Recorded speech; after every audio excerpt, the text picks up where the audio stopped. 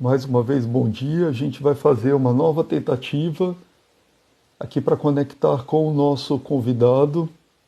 Para quem está chegando agora, eu sou Rodrigo Estrela. A gente está começando aí mais uma série de lives, né? Dessas transmissões ao vivo que nós estamos fazendo todos os dias às 11 horas sobre temas relacionados ao impacto do coronavírus nos pequenos negócios.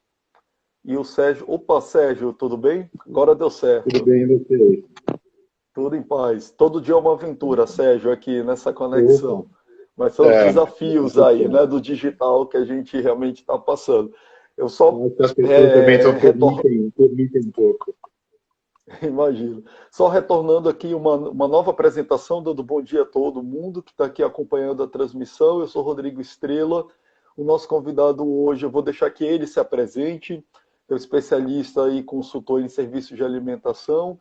E Sérgio, eu vou te pedir, além de se apresentar, que você já conte aqui para a gente um pouco do panorama desses primeiros dias, né, de isolamento, de realmente onde os pequenos negócios tiveram que fechar suas portas. O que, que a gente já tem, que já pode falar de impacto em negócios relacionados a serviço de alimentação nesses primeiros dias? Bom, primeiro, obrigado, Rodrigo, obrigado, Sebrae Nacional, todos os Sebrais nos vários estados, vários, quase todos amigos da gente, próximos da gente. Eu acho que, antes de qualquer coisa, a gente não consegue desconsiderar, e muitos dos que estão assistindo a gente, aí perto de 600 pessoas nesse momento, muitas dessas pessoas estão nesse ramo há mais de década, mais de duas, às vezes até 3 décadas, como é meu caso. Então a gente está falando de alguma coisa absolutamente sem precedentes. Não vou nem perder muito tempo falando sobre isso, porque o quanto a gente está sentindo já no osso, não é nem na carne, já diz por conta própria. Então, o que acontece, em boa parte, e a realidade de enorme parte do mercado, é que a gente vive um negócio que, ao longo do tempo, não foi configurado para ter reservas, para ter uma liquidez alta, para ter fluxo de caixa, e o tamanho do impacto de tudo isso que está acontecendo é um tamanho grande demais para que a gente consiga suportar com a estrutura, com o modelo de negócios que é característico desse mercado.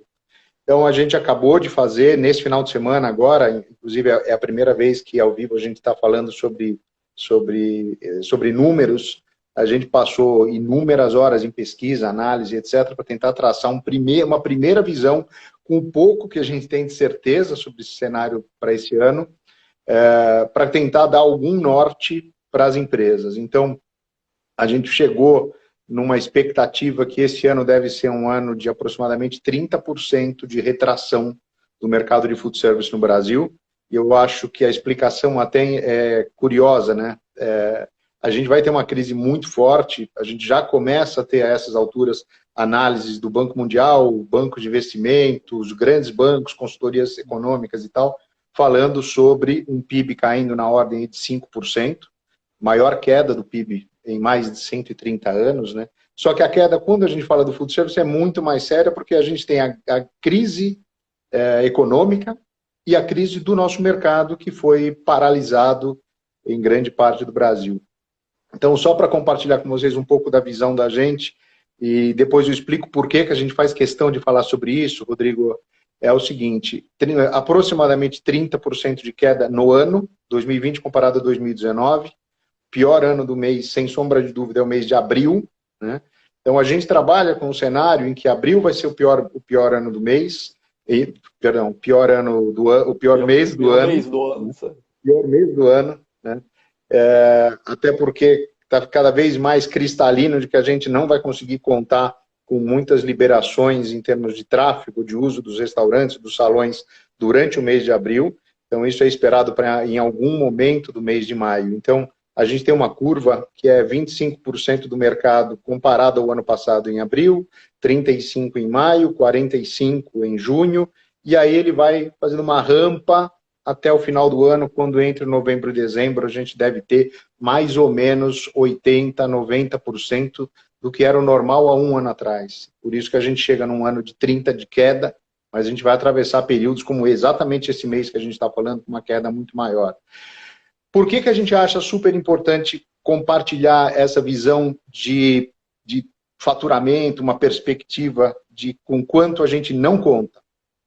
Primeiro porque a gente tem discutido muito que esse é um momento da gente primeiro julgar o seguinte: consigo ou não consigo atravessar esse período? E com que nível de perda, de desgaste, de comprometimento das finanças pessoais, do patrimônio, quando o empresário tem, inclusive, esse patrimônio ou alguma liquidez na pessoa física para juntar o negócio. Então, o primeiro ponto é: consigo ou não? E uma das respostas pode ser: não consigo. Então, uma decisão empresarial, a gente tem dito isso com frequência, uma decisão empresarial, às vezes, é não seguir também. A gente não defende, não quer que as empresas desapareçam, mas em alguns momentos a decisão pode ser essa, a decisão mais pé no chão. Depois sim, consigo atravessar, mas não quero mais continuar nesse negócio. E aí sobra o terceiro grupo de Highlanders, de sobreviventes, que é o cara que consegue, com mais ou menos esforço, quer continuar no negócio, e esse é o cara que tem que olhar um pouco mais para frente e falar: tá bom, como que eu sobrevivo agora, mas já começando a pensar, e que é o último bloco do que a gente gostaria de falar, né, Rodrigo? E então, o último bloco, que é o quê? Quais são pontos de atenção que eu já tenho que começar a considerar, porque a partir de daqui a pouco, 2, 3, 4 semanas, eu já entro num regime que é alguma flexibilização, alguma capacidade de voltar a operar, e eu tenho que entender que há um consumidor que está passando por enormes transformações. Eu acho que esse é um ponto importante. Sérgio, só te interrompendo, no caso, para essas 3 possibilidades que você colocou, o que você, enquanto consultor, sugere que seja observado para se tomar essa decisão? Né? O que realmente o empresário precisa analisar para que seja uma decisão realmente consciente? Bom, a primeira coisa é: você tem uma situação que é contas a pagar e contas a receber, e que invariavelmente nesse momento o teu contas a pagar é muito maior do que o teu contas a receber, e isso inclui, entre outras coisas, a folha de pagamento, que é um dos 2 elementos mais importantes nas contas a pagar. Então, a primeira coisa que a gente sempre sugere, de uma forma muito simplista, né, óbvio, tem muita forma mais correta, mais ampla, mais estruturada, mas eu acho que um dos primeiros pontos é olhar as tuas 2 grandes contas, que é a tua conta de custo de mercadoria vendida, teu CMV, e tua conta de pessoas, porque isso habitualmente significa alguma coisa como quase 60% de toda a movimentação de um restaurante. Então, primeiro como equacionar essas 2 contas. E aí o que eu diria é o seguinte, né? Em parte você tem um conjunto de fornecedores com quem você tem que procurar uma parte de ajuda, mas eu digo com toda segurança: isso não resolve a totalidade, porque esse cara está sendo tão impactado quanto o próprio estabelecimento pela inadimplência, pelo atraso, pela estagnação da venda. E aí a gente cai talvez num tema que é a questão das medidas governamentais, que eu queria fazer 2 pontos rápidos. Um deles é: o conjunto do que foi apresentado, ele é razoavelmente ok, ele é razoavelmente potente. Não é muito, mas é razoavelmente potente. Mas o problema é que a gente, de alguma forma, que você possa pensar na possibilidade de manter o negócio. Exatamente. Mas qual é o ponto e o contraponto? O ponto ele é razoavelmente potente, ele tem uma capacidade de ajudar nessa sobrevivência. Entretanto, o que a gente vê é que, na prática, uma boa parte dessas medidas não chegam até esse empresário. Porque ele não tem o score adequado, porque ele não tem a documentação adequada, ele não está numa situação fiscal adequada, numa situação contábil adequada, e aí tem um monte dessas ações que acabam não tendo alcance. Segundo ponto, ainda sobre a preocupação em relação a essas medidas, entenda que, apesar de que a gente está falando que o olho do furacão, o drama maior, dura 2, talvez 3 meses, provavelmente 3 meses, que é quase que fechamento do negócio mesmo, os impactos, as consequências, os desdobramentos disso vão muito além de 2 meses, porque o mercado não retoma numa velocidade, num ritmo muito acelerado. Então, aí tem uma outra questão sobre as medidas que estão à disposição, que são o alcance. Então, no fundo, o ponto e o contraponto tem um conjunto que é razoavelmente potente, mas que talvez a gente não consiga alcançar ou ele não dure muito tempo. Por outro lado, é o seguinte, o que quer que seja que esteja à disposição do empresário nesse momento, ele tem que procurar ontem, não é amanhã e nem daqui a 15 dias. Um estudo do JP Morgan, logo no comecinho da crise, mostrou que, no caso do food service, o ciclo médio de caixa, o fluxo médio de caixa segura no máximo 16 dias para o nosso setor, e esse fluxo de caixa de 16 dias já foi embora faz tempo. Então, quem ainda não tomou decisões de tentar se socorrer naquilo que consegue alcançar sobre as medidas que as medidas governamentais proporcionam, deveria estar correndo e rápido. Esse é o ponto da gente nesse sentido.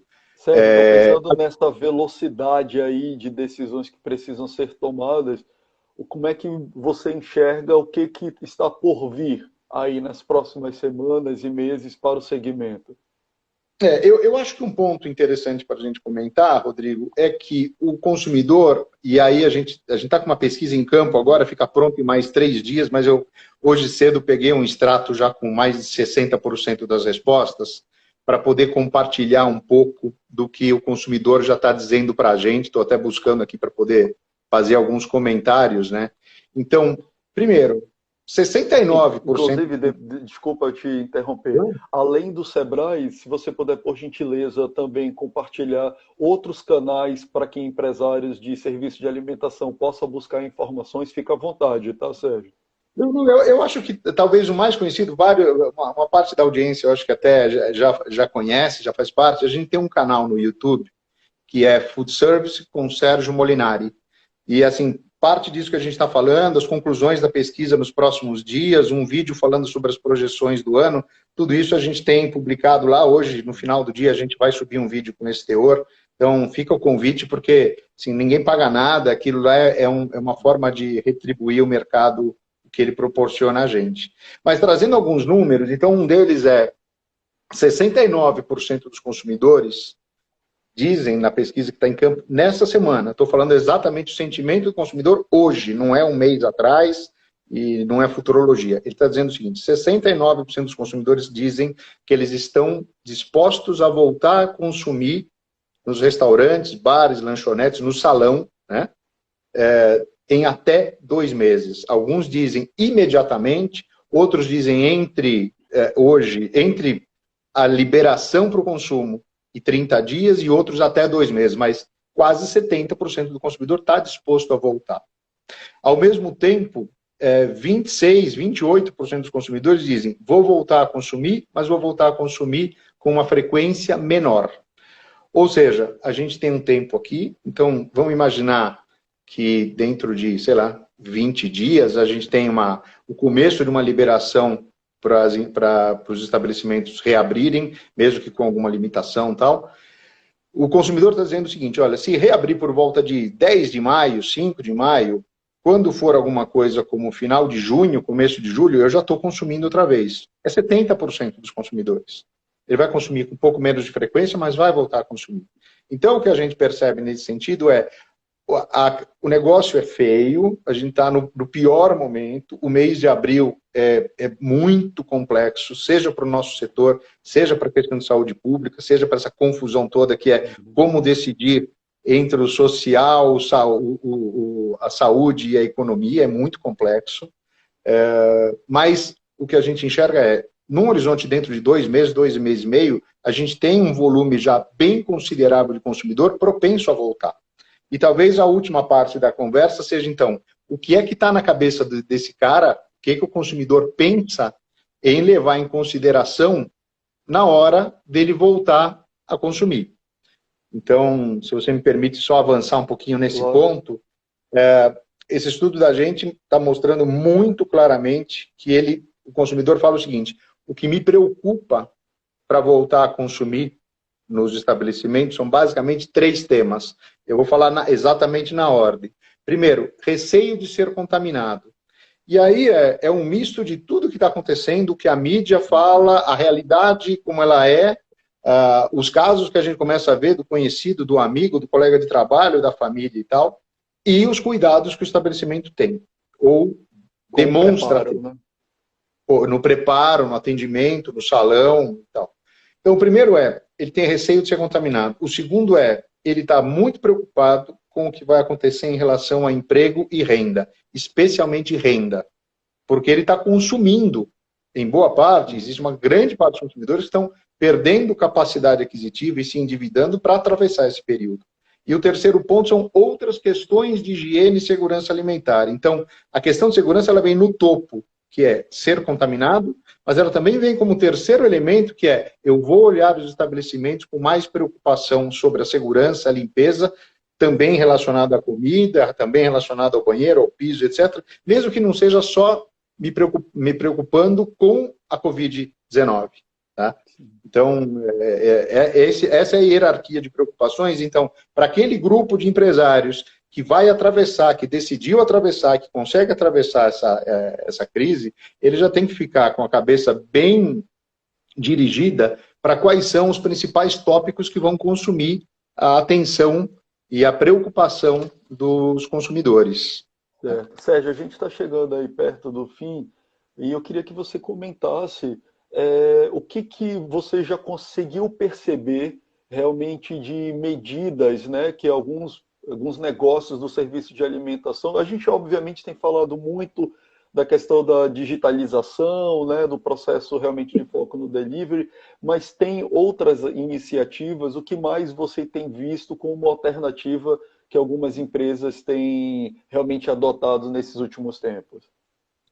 Eu acho que, primeiro, o que é o óbvio, você não pode deixar de fazer, porque a digitalização e o delivery não tem muito como você escapar, porque é uma das poucas alternativas hoje que você tem de movimentação. Mas é necessário também dizer o seguinte sobre o delivery, e a gente fala a favor da adoção do delivery há anos, não é agora, né? Mas a gente tem que tomar um certo cuidado. Primeiro, o delivery antes da crise, ele representava 8% do mercado de food service. Ele está explodindo nesse momento. Mas ele não vai virar 50% do mercado de food service. Então, talvez tenha uma acomodação depois da crise de 10%, 12%, explodindo 15% do mercado. Então, o delivery não vai ser a grande parte do mercado. Não é assim no Brasil, não é assim em lugar nenhum do mundo. Então, tem que tomar cuidado. E, nesse momento em particular, a gente tem um número absurdo de entrantes, de paraquedistas, de novatos no mercado de delivery. Porque todo mundo que tinha ou não uma operação de restaurante acabou virando uma operação também de delivery. Então, isso tem uma bolha enorme em relação ao delivery, ele vai passar por uma acomodação ao longo dos próximos meses. Então, um dos pontos que eu vejo empresas têm muito claro que todo o esforço que ele está fazendo no delivery hoje, não que ele vá ser perdido, mas ele é momentâneo. Então, eu vejo empresas se organizando para, sabiamente, surfar o melhor possível esse boom do delivery, essa única alternativa, entre aspas, que é o delivery, mas se preparando para voltar a operar. Até porque ele tem uma marca para cuidar, né? Se ele não adota esse delivery. Exatamente. Então, o que a gente tem falado muito hoje é o seguinte, a gente tem que fazer uma ponte. O delivery de hoje não pode ser muito diferente do que era do que retratava o teu estabelecimento antes, porque senão você é mais um delivery, o cara não associa o teu delivery àquele restaurante, àquela lanchonete, ou seja lá qual fosse o teu negócio. E depois do advento do delivery, ou depois da flexibilização para o consumo, você volta a ter o teu salão, o teu estabelecimento, que vai ser, em grande parte, o principal elemento da tua receita. Então, se você descasar demais hoje do delivery, começa a pensar se o teu restaurante também não vai ter que ser outro depois. Então, é uma questão de marca, uma questão de posicionamento, de promessa. Então, é exatamente na linha do que você falou. O que a gente tem visto também o consumidor, nesse momento, ele está muito sensível. Sensível do ponto de vista financeiro, do ponto de vista emocional, do ponto de vista psicológico e etc. Então, a gente tem visto muitos estabelecimentos fazendo questão de, além de obviamente, tentar promover a sua venda em uma determinada medida, também tentar oferecer alternativas, tentar oferecer formas dele interagir um pouco mais do que só com o processo de compra e venda. Então, por exemplo, a gente tem visto restaurantes que que chegam com um delivery e levam uma sugestão de playlist para o cara ouvir enquanto está jantando. O cara já leva, sem que o consumidor tenha comprado o pedido, ele já manda um cupom de desconto para ser utilizado daqui a alguns meses, ele já manda um bilhetinho com alguma nota, entre uma poesia, uma mensagem, o que for, para o consumidor. Em tempos em que todo mundo está dentro de casa, louco para estar na rua, quanto mais a gente puder gerar elementos que tragam algum conforto emocional, algum conforto psicológico e alguma interação maior com a marca, isso é fundamental. E eu acho que essa questão de marca que você começou e que eu estou tentando falar um pouco sobre ela, eu acho que ela é crítica, Rodrigo, por um outro motivo. Muita gente não vai estar nesse mercado depois da crise, ou porque não aguentou, ou porque decidiu não estar no mercado. O que significa que esse mercado que vai ser menor por algum tempo, ele vai ser menor em termos de consumo, mas ele também vai ter um pouco menos de competição. E aí, a essas alturas, os amigos e os mais conhecidos já devem estar preparando o riso para dizer que eu vou voltar com a minha frase eterna, que é: a gente está jogando um jogo de rouba-monte. Mais do que nunca vai ser. O bolo vai ser um pouco menor durante um bom tempo. Eu estimo que para lá de um ano, o mercado, um ano e meio, talvez, para ele chegar no patamar que ele estava em 2019. Então, o que acontece é, a gente vai ter um número um pouco menor de concorrentes e a gente vai ter que fazer o máximo possível para a gente conquistar uma participação um pouco maior. A marca é um elemento disso. A gente tem uma certa tendência a imaginar que o delivery não tem marca, ou que o delivery não constrói marca, mas é falácia, né? Então, ou você construiu alguma coisa no delivery, ou o delivery ele é uma ponte de todo o teu posicionamento, daquilo que você construiu, da manifestação da tua marca, que vai para uma caixinha para o entregador, que depois volta para um salão. Sérgio, eu vou te interromper agora. Infelizmente, a gente chegou realmente no nosso limite, mas quero super deixar essa porta aberta, né? O Sebrae precisa rediscutir muitas coisas, até já convidar você para que nessas pesquisas a gente volte a trazer mais informações sobre esse cenário, né? O segmento da alimentação é um dos mais impactados, então já deixo aqui no ar um convite para você retornar com a gente aí quando tiver realmente mais informações. Tá bom? Já Eu te fica aqui agradeço demais. Então. Já fica o aceite, a pesquisa está pronta semana que vem, é só a gente definir data e a gente já traz conclusões mais objetivas da pesquisa. Perfeito, Sérgio. Muito obrigado e até a próxima. E obrigado por quem acompanhou a transmissão aqui com a gente. Até amanhã no mesmo horário. Até logo. Boa sorte para todo mundo. Saúde.